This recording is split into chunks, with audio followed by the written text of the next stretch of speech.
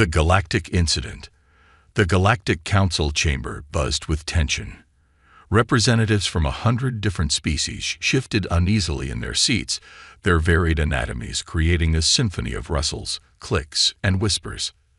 At the center of the vast amphitheater, a holographic display flickered to life, showing the aftermath of what would soon be known as the Proxima Incident. Ambassador Jolak, a tall, willowy being with iridescent skin, stood to address the assembly. Esteemed colleagues, they began, their voice amplified throughout the chamber. What you see before you is the result of a tragic miscalculation. The Orcs or collective's attempt to harvest resources from the Proxima system has led to the destabilization of its star. The hologram zoomed in on a furiously pulsating red dwarf star, surrounded by the twisted wreckage of what were once massive harvesting arrays. Gasps and murmurs rippled through the audience as the full scale of the disaster became apparent. If left unchecked, Jolak continued, their voice grave, the star will go nova within a standard galactic month. The resulting explosion will not only destroy the Proxima system, but will also cause catastrophic damage to neighboring systems, including 3 with developing sapient life. The chamber erupted into chaos. Accusations flew between different factions, with the Orcs representatives vehemently denying responsibility, while others called for immediate sanctions. It took several minutes for order to be restored. An avian being, its feathers a riot of metallic hues, raised a wing-like appendage. What of the Proximans themselves? Surely they have the right to defend their own system. Jolak's expression darkened. The Proximans are no more. The initial energy discharge from the failed harvesting attempt caused a cascading failure in their planetary defense systems. Their civilization was wiped out within hours. Silence fell over the chamber, heavy with the weight of an entire species extinction. We must act now. A gravelly voice cut through the quiet.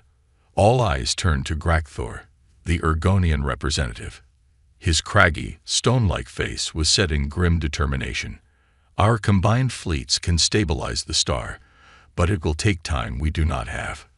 We need a solution, and we need it fast. It was then that Tilani, the Arcturian scientist, stood up. Her tentacles waved in agitation as she spoke. There might be one option. She paused, clearly uncomfortable with what she was about to suggest. We could ask the humans for help. The reaction was immediate and intense. Some representatives recoiled in horror, while others leaned forward with keen interest. Humans were still relatively new to the galactic stage, having achieved faster-than-light travel only a century ago. But in that short time, they had gained a reputation for being unpredictable, innovative, and, above all, formidable. The humans? Grakthor scoffed. They're barely out of their stellar cradle. What could they possibly do that our combined civilizations cannot? Tilani's skin flushed a deep blue, a sign of determination in her species. You underestimate them, Grakthor. Human scientists have been studying stellar manipulation techniques that our people considered mere theoretical exercises. They call it star lifting. A holographic display appeared before Tilani, showing complex diagrams and equations. Their theories suggest they could not only stabilize the star, but potentially reverse the damage and prevent the nova entirely. The chamber fell into hushed discussions. The idea of involving humans in such a delicate matter was controversial, to say the least. Humans were known for their excessive methods. Ambassador Jolak raised a hand for silence. We must consider all options. The fate of multiple worlds hangs in the balance. I propose we put it to a vote. Should we request human assistance in the Proxima crisis? As the voting commenced, no one in the chamber could have predicted the chain of events they were about to set in motion. The humans were coming, and with them, a solution that would redefine the very concept of overkill in the eyes of the galactic community. Unbeknownst to the Galactic Council, on a blue-green planet several thousand light-years away, a young human scientist named Dr. Ilara Chen was about to make a breakthrough that would change everything. In her lab deep beneath the Pacific Ocean, She stared at her holographic displays with wide-eyed disbelief. "AI." She called out to her AI assistant, "Run the simulation again. There's no way this is right." The AI's calm voice filled the lab. "Simulation complete, Dr. Chen. Results are consistent with previous iterations. The Stellar array is theoretically capable of stabilizing a red dwarf star in the process of going nova." Ilara ran her hands through her short, spiky hair, her mind racing with the implications. What had started as a thought experiment, a way to harness the power of stars for human expansion, had suddenly become something much more profound. As she prepared to present her findings to the Global Science Council, she had no idea that across the galaxy, her name was about to be called upon to save billions of lives. The stage was set. Humanity's moment to prove itself among the stars had arrived. Human response. The Global Science Council chamber in New Geneva hummed with anticipation. Dr. Ilara Chen stood at the podium, her heart racing as she faced the assembled leaders of Earth's scientific community. Behind her, a massive holoscreen displayed complex equations and simulations of her stellar array. "Ladies and gentlemen," she began, her voice steady despite her nerves, "what you're looking at is not just a theory, but a viable solution to manipulate stellar matter on an unprecedented scale. We call it Project Prometheus." The room erupted in a mix of excited murmurs and skeptical whispers. Dr. Akira Tanaka, the elderly head of the council, leaned forward. "Dr. Chen, are you suggesting we can control the very hearts of stars?" Ilara nodded, a glimmer of excitement in her eyes. "Not just control, Dr. Tanaka. We can heal them, stabilize them, even harvest their energy without causing harm. The possibilities are endless." Before the discussion could go further, a holographic figure materialized in the center of the room. It was Admiral Helena Frost, the stern-faced leader of the United Earth Space Force. "I apologize for the interruption," Frost said, her voice crisp and authoritative, "but we've just received an urgent communication from the Galactic Council. There's been an incident in the Proxima system. A star is going nova, and they're asking for our help." The room fell silent as the implications sank in. Dr. Chen's eyes widened. "Proxima? But that's—" "Yes, Dr. Chen." Frost nodded grimly. "It's the closest star system to Earth besides our own Sol. The shockwave from a nova that close could have catastrophic effects on our solar system." Dr. Tanaka stood, his usual calm demeanor shaken. "Admiral, surely the advanced species of the Galactic Council have the means to handle this. Why come to us?" Frost's hologram flickered as she pulled up additional data. "According to their message, they've exhausted all conventional methods. They specifically requested our assistance, mentioning something called star lifting." All eyes turned to Dr. Chen, who felt a mixture of pride and terror wash over her. Her theoretical work was about to be put to the ultimate test. "Dr. Chen," Admiral Frost addressed her directly, "how quickly can you adapt Project Prometheus for this mission?" Ilara's mind raced through calculations and possibilities. With a full team and unlimited resources, we could have a prototype ready in 3 weeks. "But Admiral, we've never tested this on a real star, let alone one that's about to go nova."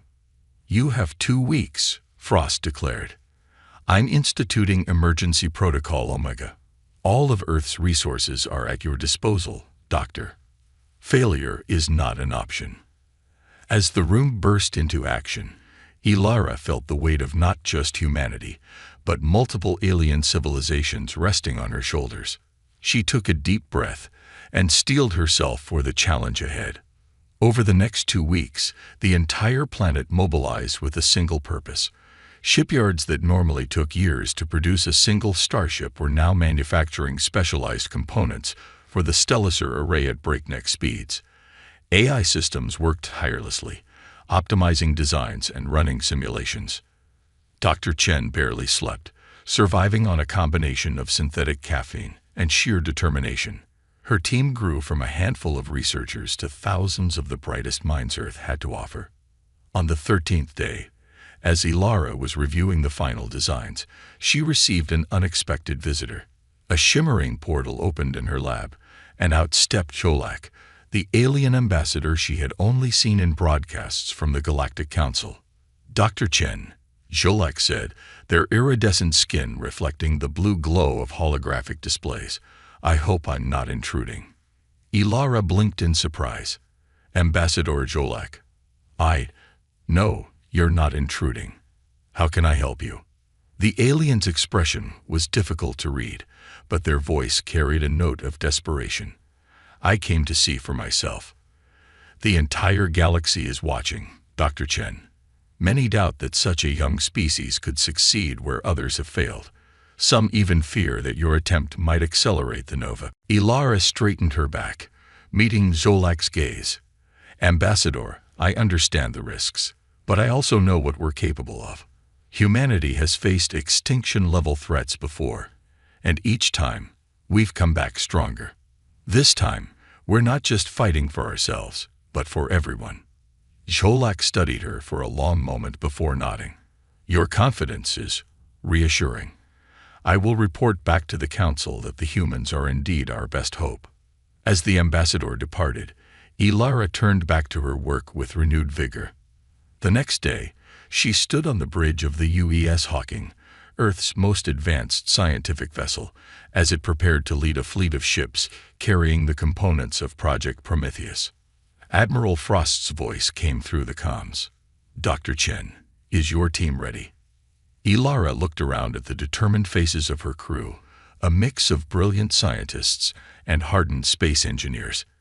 "As ready as we'll ever be, Admiral. We're about to attempt the impossible. But then again, that's what humanity does best."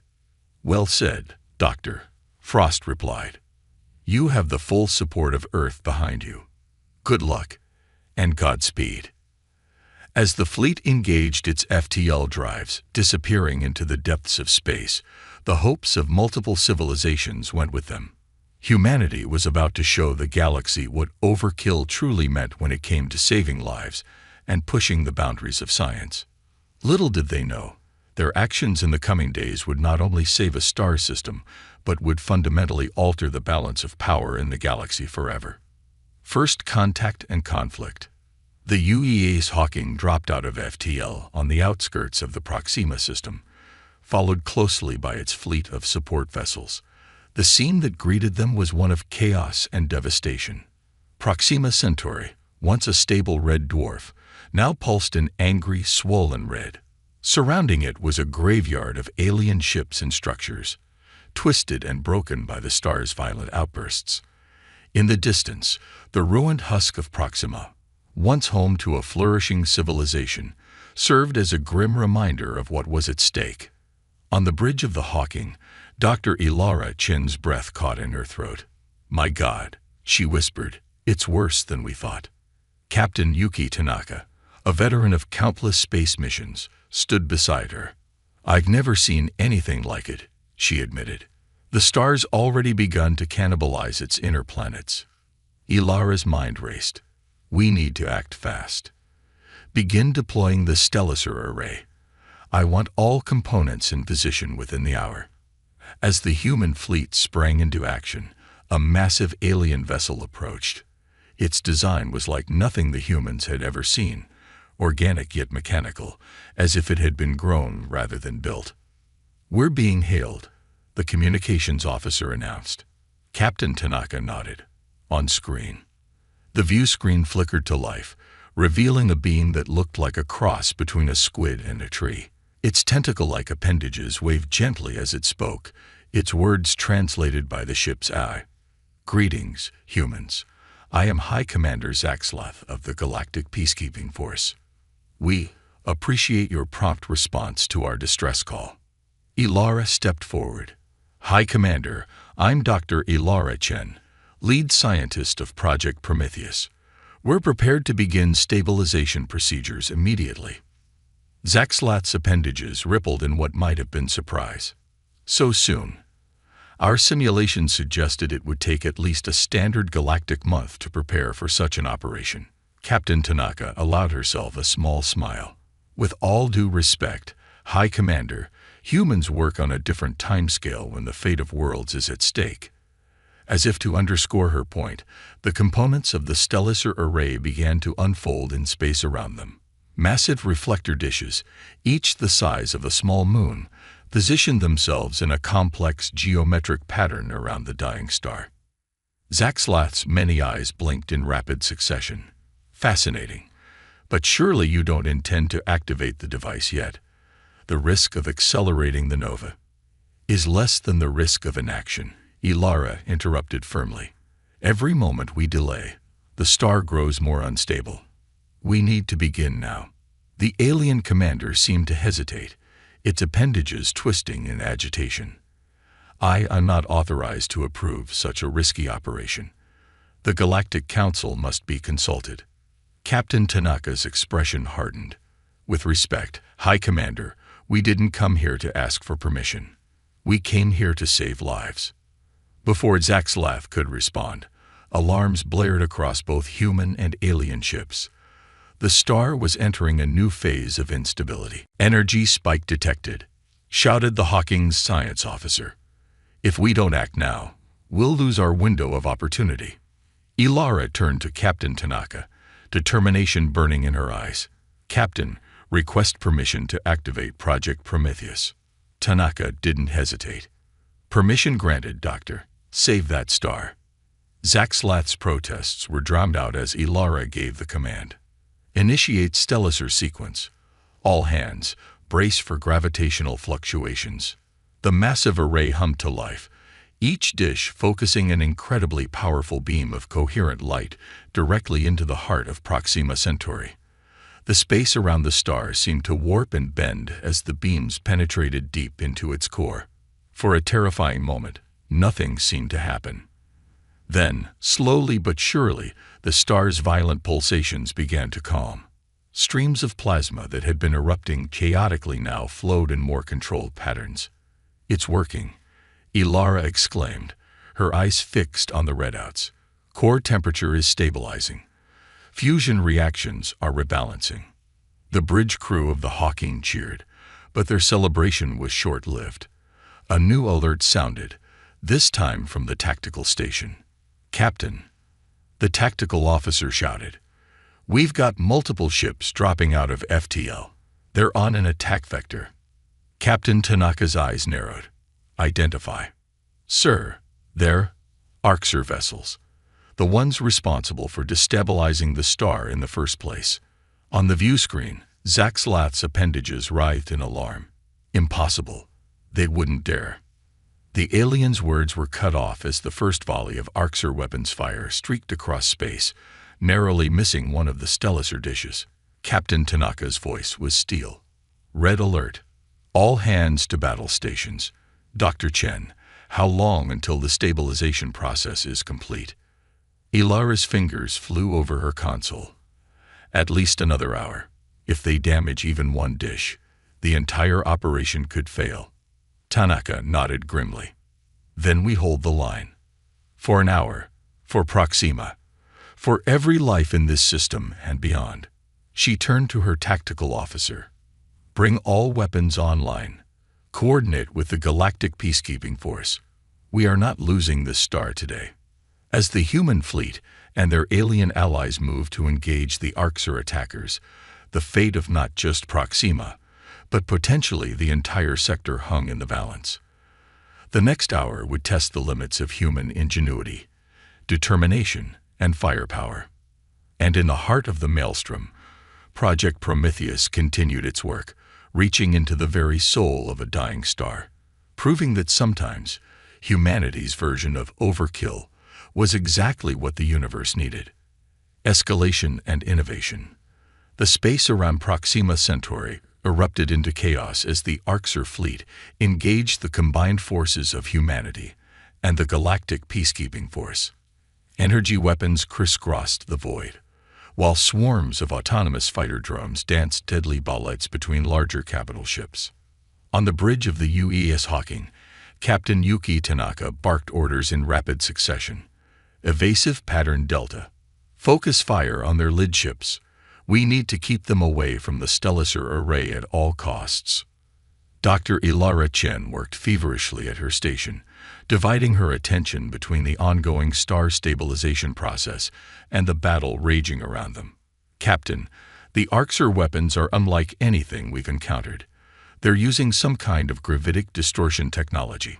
As if to emphasize her point, a nearby human frigate was caught in one of these distortion fields. The ship stretched and contorted grotesquely before imploding in a silent flash of light. Damn it.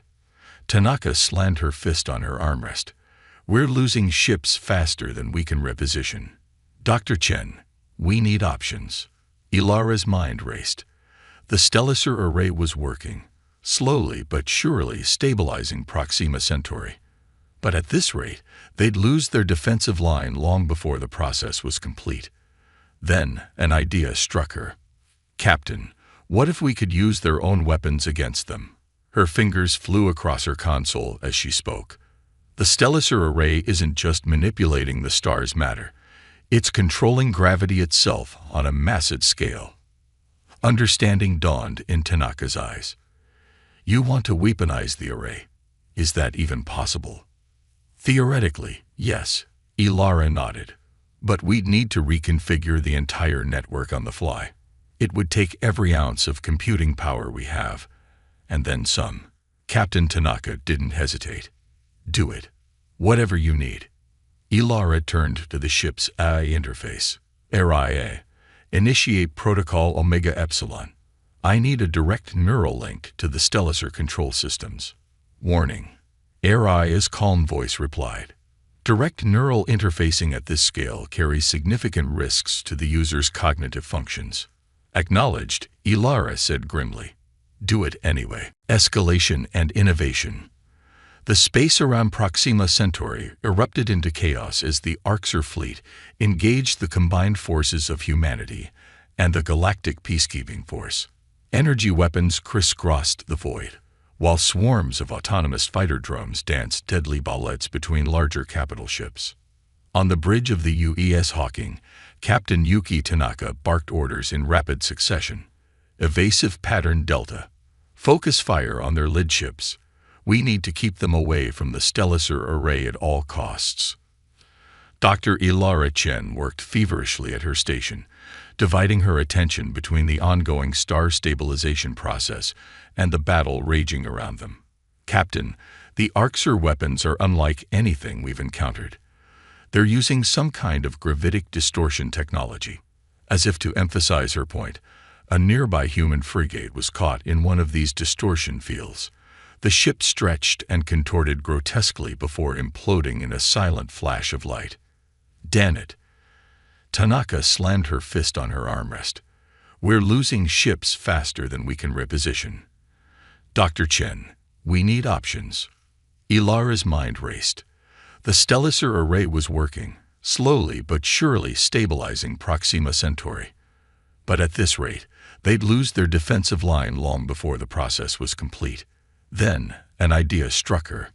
Captain, what if we could use their own weapons against them? Her fingers flew across her console as she spoke. The Stellar array isn't just manipulating the star's matter.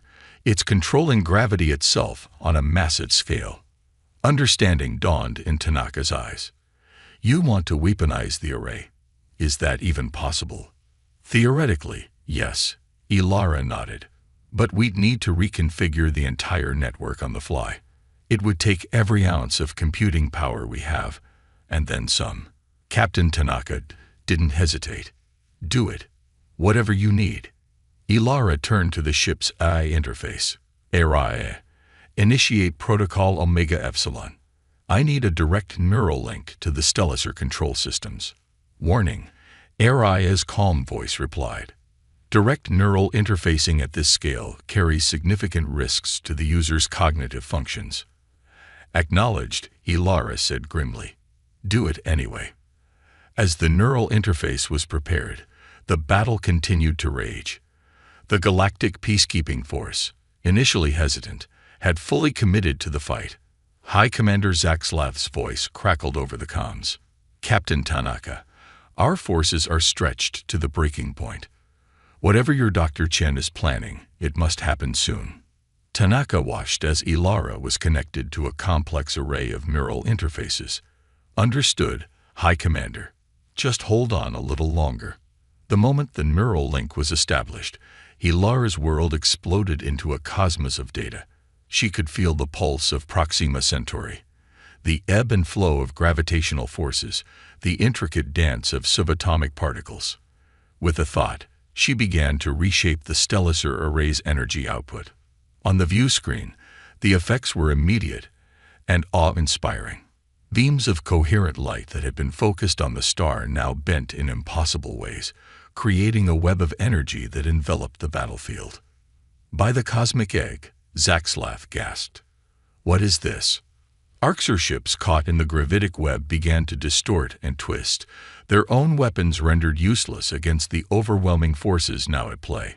Some vessels were compressed into dense balls of matter, while others were stretched into impossibly thin strands before dissipating entirely. But the strain on Ilara was immense.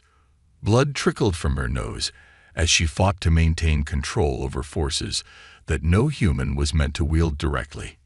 Ilara, Captain Tanaka called out, genuine fear in her voice. You need to disconnect. You're killing yourself. Through gritted teeth, Ilara managed to speak. Not yet. Almost done. With a final, Herculean effort, she redirected a massive surge of energy from the star itself. A shockwave of gravitational force exploded outward, catching the remaining Orcs ships and crushing them into oblivion. As suddenly as it began, the battle was over. The space around Proxima Centauri fell silent, save for the steady hum of the stellar array continuing its work. Ilara collapsed, the neural interface disengaging automatically. Medical teams rushed to her side as Captain Tanaka called for an immediate status report.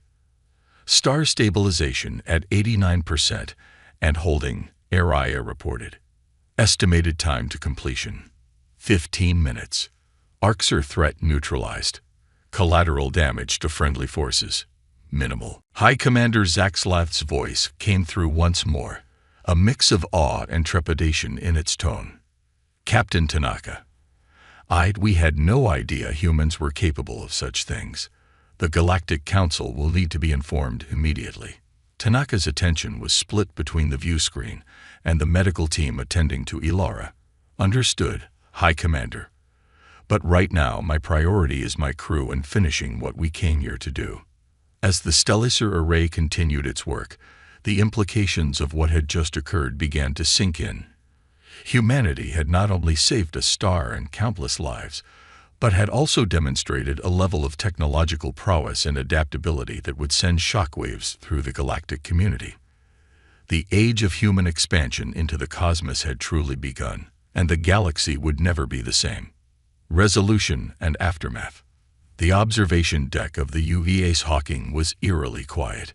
Captain Yuki Tanaka stood with her hands clasped behind her back, watching as the last pulses of energy from the stellar array dissipated into the now calm surface of Proxima Centauri. Beside her, Dr. Ilara Chen sat in a hovering medical chair, still recovering from the neural interface ordeal. Final stabilization confirmed. Araya's voice broke the silence. Proxima Centauri has been successfully restored to its pre-incident state. Stellar lifespan estimate, 4.5 trillion years. A collective exhale seemed to pass through the entire ship. They had done it.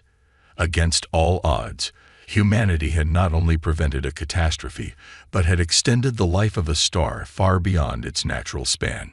Ilara's voice was hoarse but filled with wonder. We didn't just save a star system, Captain.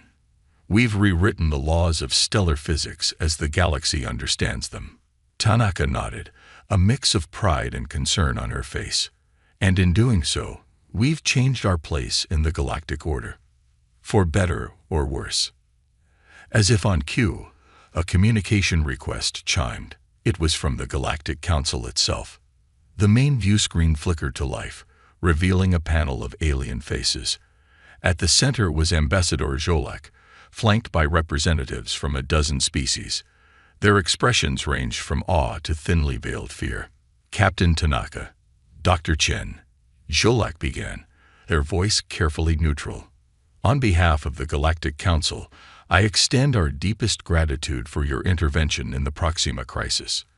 Your actions have saved countless lives and preserved irreplaceable stellar bodies."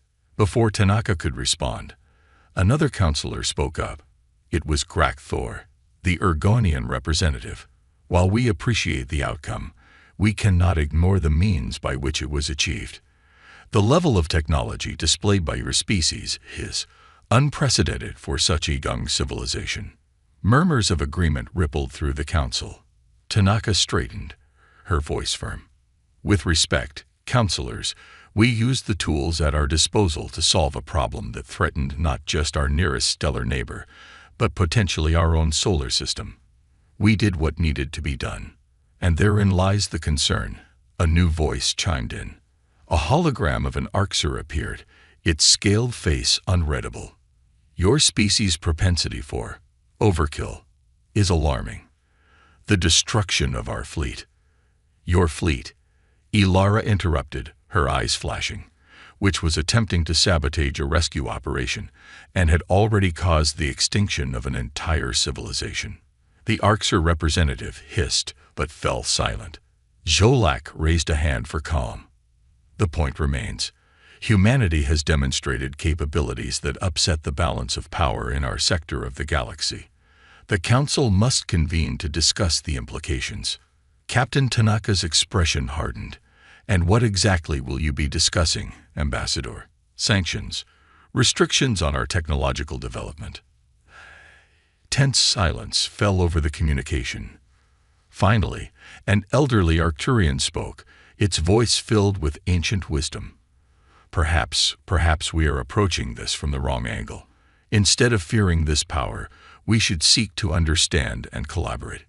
Nods of agreement began to spread among the council members.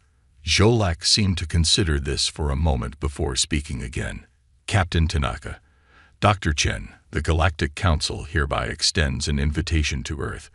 We propose the establishment of a joint scientific and cultural exchange program. Your people have much to teach us, and we have much to learn." Ilara and Tanaka exchanged glances, a mix of surprise and hope in their eyes. This was an unprecedented opportunity. "We would be honored, Ambassador," Tanaka replied. "But let me be clear, we come as equals, not as subjects. Humanity's drive to explore, to push boundaries, what you call overkill, is integral to who we are. We won't compromise on that." Zolak's iridescent skin shimmered in what might have been amusement. "We would expect nothing less, Captain. The galaxy, it seems, is about to become a much more interesting place." As the communication ended, Tanaka turned to Ilara. "Well, Doctor, it looks like your stellar array was just the beginning. Ready to rewrite the stars again." Ilara grinned, her mind already racing with possibilities. "Captain, I think we're ready to rewrite the whole damn galaxy." In the weeks and months that followed, the ripples of the Proxima incident spread far and wide. Earth became a hub of interstellar diplomacy and scientific exchange. The stellar technology, now known across the galaxy as the Prometheus Protocol, was adapted for everything from terraforming to clean energy production on a scale never before imagined. Human ships, emblazoned with the new insignia of the Terran Stellar Alliance, began to venture further into the cosmic unknown. They carried with them not just the indomitable human spirit of exploration, but a message to the universe at large. Humanity had arrived on the galactic stage, and they were just getting started.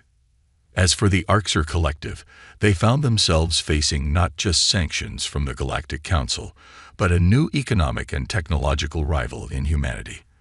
Their once unchallenged dominance in energy harvesting technology crumbled in the face of human innovation. In a quiet corner of the galaxy, on a world yet untouched by interstellar politics, a young alien child looked up at the night sky. In the distance, a star pulsed with an odd rhythmic pattern. Unknown to the child, It was a stellar nursery, carefully tended by human stellicer arrays, giving birth to new suns and new possibilities. The age of human cosmic engineering had begun, and the galaxy would never be the same again.